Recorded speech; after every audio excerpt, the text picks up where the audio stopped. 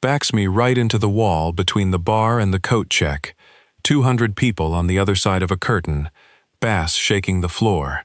She's in a black dress, heels that put her almost at my eye level, one hand flat on my chest, and she says it low, right against my ear, close enough that I can feel the words. Catch me before someone else does. Then she walks away, disappears into the crowd like she never said it. And I'm standing there with a bourbon I haven't touched, my best friend's sister's perfume on my shirt, and 7 years of keeping my mouth shut, suddenly feeling like the dumbest thing I've ever done. Let me back up. My name's Jake Brennan. I'm 34. I run a framing crew out of Akron, Ohio. 12 guys, residential builds, new construction. I swing a hammer for a living, and I run the numbers at night. And I've put up more houses in Summit County than I can count. My hands look like it. Calloused, scarred across the left knuckles from a saw that kicked back when I was 22. I'm not complaining.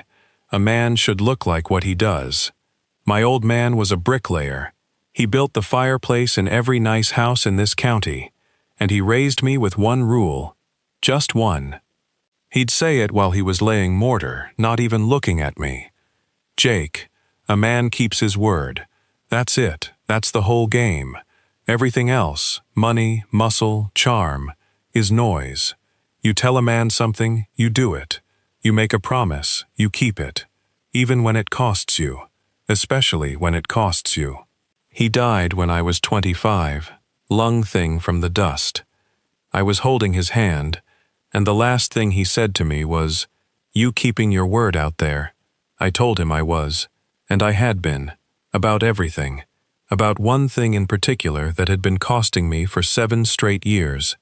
Before I tell you what that promise was, and how it blew apart in a coat check at my best friend's wedding, if you've ever kept your word when every part of you was screaming to break it, tap subscribe, because I'm here every week with a story like this one. All right, back to the wall. Ryan Novak has been my best friend since we were 14. He's the kind of guy everybody likes and nobody has a reason not to. We played ball together, got our first jobs together, got drunk for the first time together. When I started the framing crew at 26, Ryan was my first hire. He's still on the crew, best Finnish carpenter I've got. Ryan's got a sister. Her name's Liv. Liv Novak is 3 years younger than us. When Ryan and I were 17, she was 14 and a pain in the neck. She'd follow us around, steal our stuff, show up where we didn't want her. Standard little sister business. And then one summer she wasn't 14 anymore. I was 20, home from a job site, sitting on the Novak's back porch with Ryan, drinking a beer in the heat. Liv came out the back door in cutoffs and a tank top to grab something from the garage, and she'd grown up. All at once, the way it happens. She caught me looking. I looked away fast, but Ryan caught it too. He didn't say anything dramatic. We were alone, and he just looked at me, steady, and said, "Jake, no." That was it, one word. No. I said, "I wasn't." "Yeah, you were, and I'm not mad." But no. He took a pull off his beer. "She's my little sister. You're my best friend. I need both of those things, and I can't have both of those things if one of them goes sideways. So, no." I nodded. And that was the promise. Not written down, not sworn on anything. Just 2 guys on a porch. One word and a nod. But my old man raised me on the idea that a nod between men is a contract, and I kept that contract for 7 years. 7 years. Through every cookout where Liv was across the yard. Through every Thanksgiving where she sat 3 chairs down and I stared at my plate. Through her college graduation, where she wore a white dress and I shook her hand like a stranger. Through a stretch in my late 20s where she dated a finance guy named Garrett and I had to sit at a table and watch this smug, soft-handed man put his arm around her and talk about his portfolio, and I bit the inside of my cheek until I tasted copper. There was one night I came close to breaking.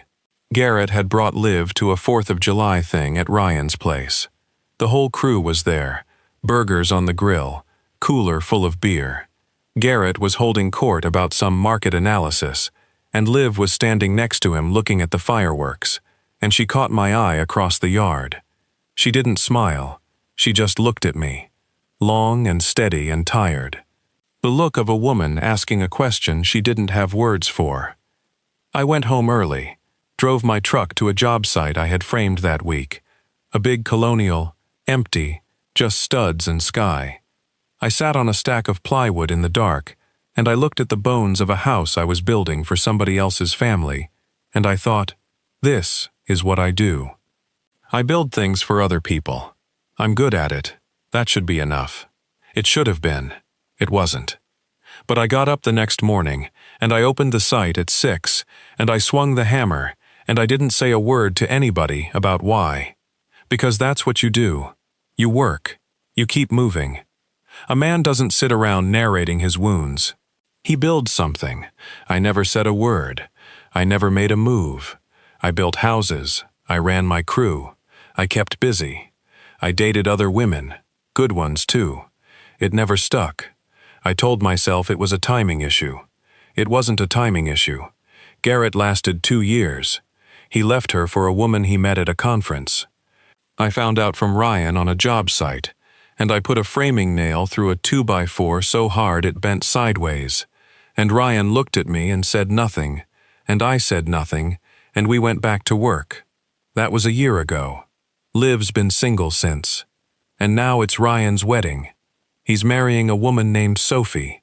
They're perfect for each other. This isn't their story. They're the easy part. The hard part is me, standing in a rented suit in a country club outside Akron, watching Ryan's little sister come through the door. She looked. I'm not going to dress it up with a lot of words. She looked like the reason I'd been single for 7 years. And she looked like she knew it. Black dress, not flashy, just right. Hair down instead of up.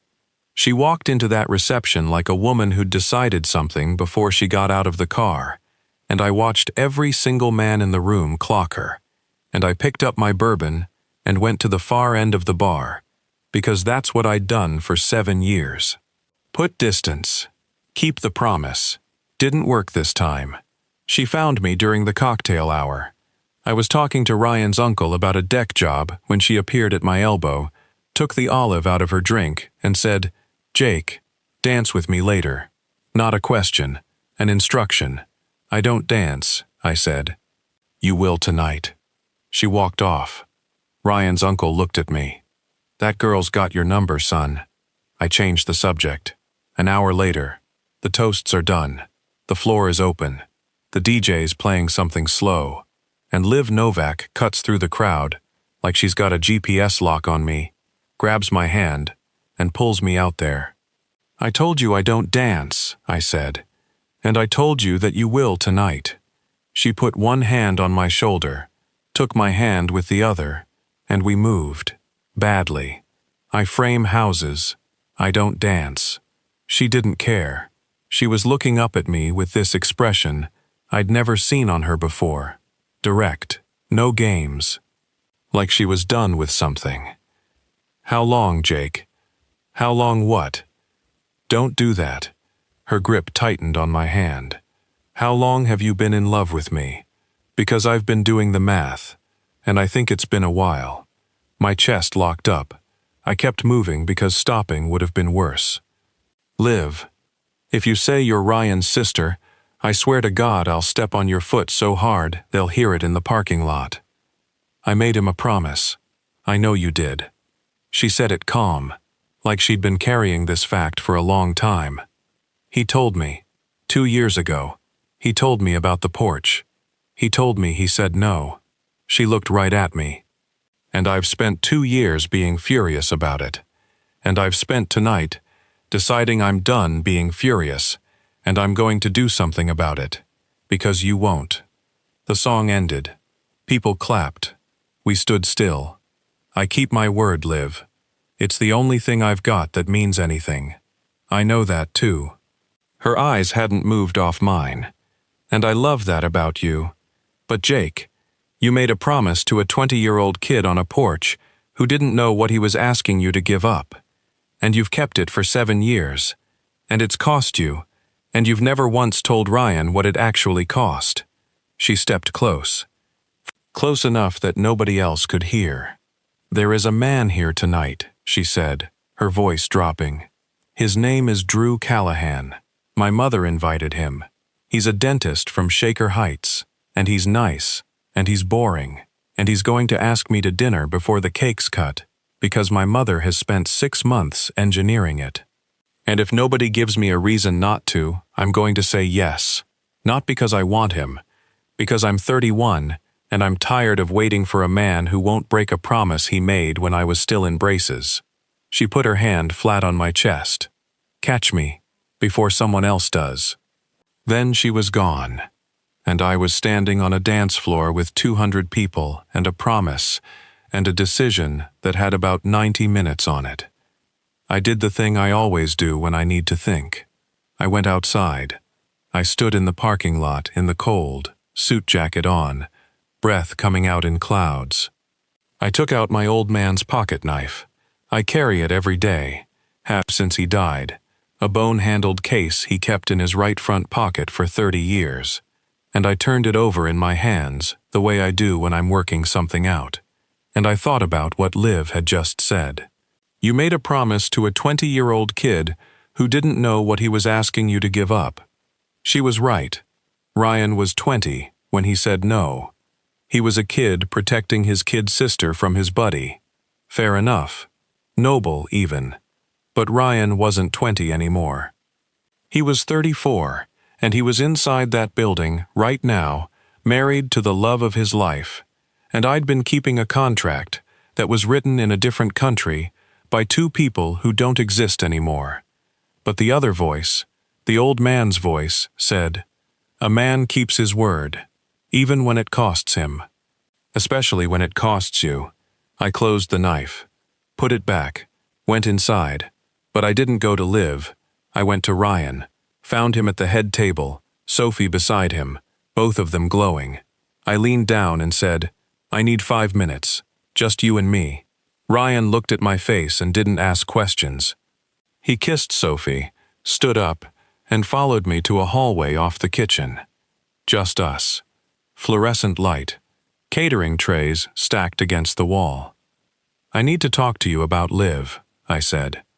Ryan leaned against the wall and crossed his arms and looked at me. And here's the part that changed everything. He was already smiling. Not the nervous smile of a man about to hear something he doesn't want to hear. A different smile. An about damn time smile.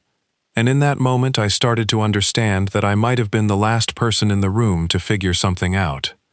"Go ahead," Ryan said. "I've been waiting." "Waiting for what?" "For you to finally open your mouth." He shook his head.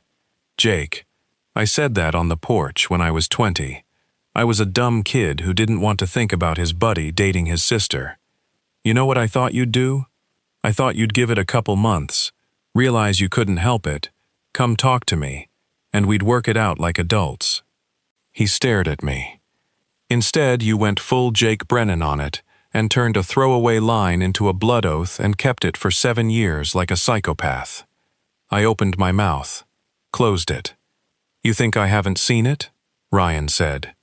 "Every Thanksgiving, every cookout, you looking at your plate like it insulted you.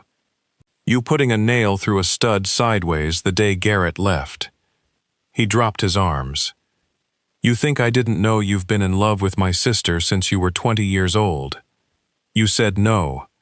I was 20, Jake. I also thought cargo shorts were acceptable. People grow up. Promises are supposed to grow up with them." He put his hand on my shoulder. "I didn't bring it up because I figured you'd come to me when you were ready.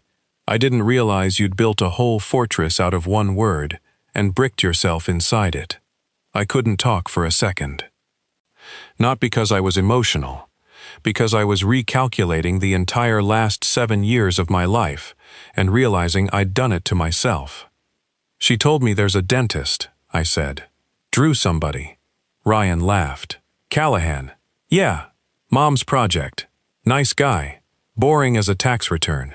He looked at me. And I love my mom. But if she thinks a dentist from Shaker Heights is the answer, when Jake Brennan is standing in the parking lot turning over a pocket knife, she's lost her mind. I said, I need to hear you say it, straight, no joke. Ryan Novak looked me dead in the eye. Same guy who'd looked at me on a porch 14 years ago. Go get my sister, Jake. I've been waiting 7 years for you to ask. I went back into the reception. I had maybe 40 minutes of Liv's deadline left, and I could see across the room that the dentist had already made his approach. Drew Callahan, clean cut, good smile, standing too close to her at the bar, and she was listening politely, and I knew that polite. That was the polite of a woman running out the clock. She saw me come in. Our eyes locked over Drew's shoulder. I didn't rush.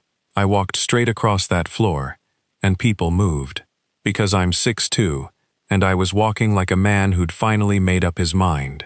Drew was mid-sentence when I stepped up. Sorry to interrupt, I said. I wasn't sorry. Liv, can I talk to you? Drew looked at me, sized me up, saw the hands, the shoulders, the look on my face. He took a half step back, smart man. We were actually in the middle of, he started. Drew. I looked at him, not hostile. Just clear. I'm sure you're a good guy, but I've been waiting 7 years to say something to this woman, and I just got permission from her brother and a dead man, and I'm not waiting through your appetizer pitch. You'll have to excuse us. Liv bit her lip. Drew stepped aside. I took her hand and I walked her out the side door, past the caterers, past the coat check, into the cold parking lot, where I'd been standing 20 minutes earlier trying to talk myself out of this. And I told her, no speech, no poetry. I'm a framing contractor. I know how to say things straight and make them load-bearing. I've been in love with you since I was 20, I said. I kept my mouth shut, because I gave your brother my word, and my old man taught me that's the only thing a man's got. And I was wrong. Not about keeping promises, but about keeping a promise that stopped making sense 10 years ago and never asking if it still stood. Ryan just told me he's been waiting for me to come to him since we were kids. I did 7 years of damage to myself over a throwaway line on a porch, and the only person who enforced it was me. I took a breath. There's a dentist inside who's perfectly nice, and I'm sure your mother loves him. I've got calloused hands, and a framing crew, and a pocket knife my dead father left me. I can't compete with a dentist on paper. But I've been standing in parking lots at your family's events for 7 years, because I couldn't stand to be in the same room with you, and not say this, and I'm done standing in parking lots. I looked at her. You said catch you. I'm here. I'm not fast, but I don't let go. Liv Novak looked at me in the cold, her breath coming in clouds, that black dress and those heels, and her eyes went wet. But she didn't cry. She's tougher than that. She's a Novak. She said 7 years. 7 years. You absolute idiot. Yeah, I was in braces, Jake. I was 14. And you've been for 7. She pressed both hands over her face for 1 second. Dropped them. I need you to know that I have been waiting for you to do this since I was 23 years old. That's 8 years. I've got you beat by a year. You knew. Of course I knew. Every woman in that family knew. My mother knew, and she still invited a dentist because she thought you'd never make a move. She stepped into me, close, the way she had on the dance floor, except this time there was no crowd and no music and no cover. I dated Garrett for 2 years trying to get over you. It didn't work. Nothing works. You're in there. She put her hand on her own chest. You've been in there since you fixed our back porch railing when I was 19 and didn't charge us for it. And I watched you from the kitchen window and thought, that's the kind of man I want. And then I spent the next 12 years watching you refuse to be that man for me because of one stupid word on a porch. I thought I was doing the right thing. I know you did. That's the worst part. You weren't being a coward. You were being you, loyal and stubborn and decent, and so locked into your word that you couldn't see the door was open the whole time. She took my hand, turned it over, ran her thumb across the scar on my left knuckles. These hands have built half the houses in this county, and you couldn't build yourself a bridge across 10 feet of a backyard to me. I'm building it now. You're 7 years late. I'm a contractor, I said. We're always behind schedule. She laughed. Hard. The real laugh. The one I'd heard across 100 cookouts and never been the cause of and wanted to be the cause of, every single time. And then she grabbed the front of my suit jacket with both hands, pulled me down, and kissed me in a parking lot outside her brother's wedding. And 7 years of standing in the wrong place came to an end. When we walked back inside, I had Liv's hand in mine, and I didn't let it go. Ryan saw us from across the room. He raised his glass. I raised mine. Sophie grabbed Ryan's arm and said something in his ear, and Ryan said, loud enough to carry, I know. I've known for 7 years. I told him an hour ago. The whole head table laughed. Some of them had been waiting just as long. Liv's mother came over. She looked at our hands. She looked at my face. She looked at Liv. What about Drew, she said. Liv said, Drew's a wonderful man, and I'm sure he'll make someone very happy. Her mother looked at me. Long. The measuring look. She'd known me since I was 14. Can you take care of my daughter, Jake? Mrs. Novak, I said. I've been wanting to do exactly that for 7 years. I just needed your son to give me the green light, and about 40 minutes of deadline pressure from your daughter. She tried to hold the stern face. She couldn't. Well, she said, at least you build things. Drew the dentist took it with more grace than I probably would have. I found him at the bar later, and I bought him a drink, and I told him, straight, that it wasn't about him. She was caught before you ever walked in, I said. You never had a shot, and that's on me, not you. I'm sorry about the wasted evening. He took the bourbon and shrugged. I could tell in the first 5 minutes she was looking over my shoulder at somebody. I just didn't know it was the guy with the hands. The guy with the hands, I said. I'll take that. We shook on it. Last dance of the night, they played something slow. I don't remember what. Doesn't matter. I walked across the floor, and I held my hand out to Liv Novak, and she took it, and we danced. Still badly. I still can't dance. She didn't care. She put her head against my chest, and I put my hand on her back, and we turned slow circles in the middle of a room full of people who'd watched us orbit each other for a decade. Ryan danced past us with Sophie. He leaned over and said, if you break her heart, I'll fire you, and then I'll kill you. In that order? I said. In that order. You're a better framer than you are a dancer. That's the nicest thing you've ever said to me. I felt Liv laugh against my chest. I want to tell you something about keeping your word. My old man was right. A man keeps his promise. It's the foundation. Without it, nothing you build stands. But here's what he didn't tell me, and what it took me 7 years and a woman in a black dress to figure out. A promise is like a house. You build it to last. But a house that was framed for a 20-year-old kid who didn't know what he was building, eventually you've got to go back, pull the inspection, and ask if the structure still holds. And if it doesn't, you don't burn it down. You don't pretend it was never there. You reframe it, with better lumber, for the man you actually are.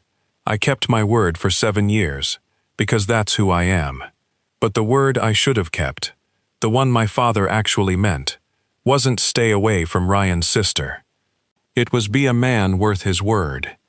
And a man worth his word doesn't hide behind a technicality when the thing he wants most in the world is standing 10 feet away, telling him to move. Liv and I have been together 2 years now. We're building a house, actually building it, with my crew, on a lot I bought at the edge of town. Ryan's doing the finish work. He and I frame side by side the way we've done since we were 26, And sometimes Liv brings lunch for the whole crew, and Ryan calls her the assistant foreman, and she calls him a liability, and it's the loudest, most alive job site I've ever run. I carry my old man's knife every day. Bone-handled case, right front pocket. I'll carry it until I die. And last month, framing the back porch of the house I'm building for the woman I spent 7 years not building anything for, I set it on the railing, and Liv picked it up and turned it over and said, "Your dad would have liked me." "He would have loved you," I said. "He would have also told me I was an idiot for waiting 7 years. He'd have been right. He was always right. I was just slow." She put the knife back on the railing and said, "Finish my porch, Brennan. I want to sit on it by September." I finished her porch. She said, "Catch me before someone else does." And I almost didn't. I almost stood in that parking lot, turned the knife over one more time, and let a promise I made at 20 cost me the only woman I've ever wanted. But I didn't. I walked back inside. I went to my best friend. I said the thing. And the man I'd been afraid to face for 7 years looked at me and said, "I've been waiting for you to ask." It was never a cage. The door was open the whole time. I just had to stop being the guy who stands in parking lots and start being the guy who walks back in. If you've ever kept your mouth shut about someone you wanted, a friend's sister, a coworker, anybody, and you're sitting there right now wondering if the door's actually locked or if you're the one holding it shut, I want to hear about it. Tell me in the comments. And tell me where in the world you're watching from tonight.